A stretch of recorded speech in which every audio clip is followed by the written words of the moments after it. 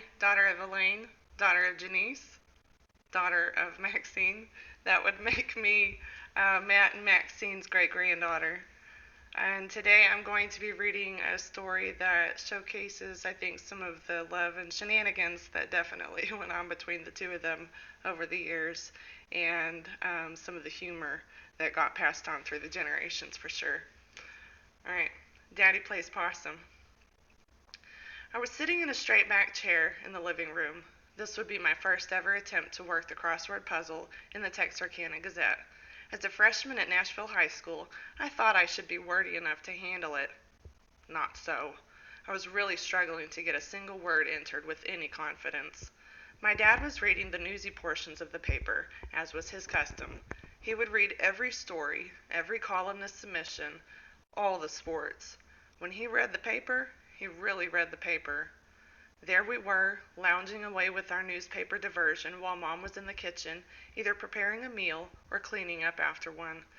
A loud clanging noise emanated from the general direction of the kitchen. A whoop, holler, and scream followed the clang. The scream was followed by words no child wants to hear. The words being your full name uttered at high volume by someone in authority. This time, it was not my name that was yelled out from the next room by Mama.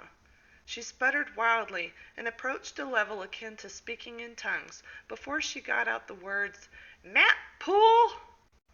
Well, Dad had two hands on his newspaper when the noise followed by his name assaulted his ears. His first response was a knee-jerk reaction at best. His hands pulled the paper in opposite directions, causing it to be rent asunder. He jumped to his feet and headed toward the kitchen to investigate the situation.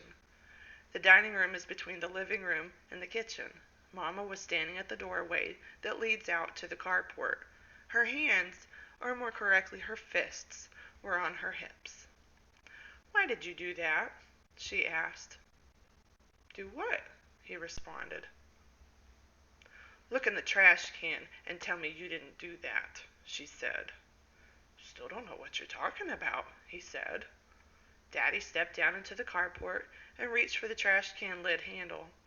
He lifted the lid, and staring back at him was a hissing, toothy possum who undoubtedly had accidentally flipped the lid on entry and wound up capturing himself. Mama came along to put more trash in and looked straight into the red eyes of a terribly angry, self-incarcerated garbage-stealing possum. Eventually, Mama forgave Daddy, even though he had nothing to do with the placing of the garbage pirate possum in the trash can for Mama to find. Or did he?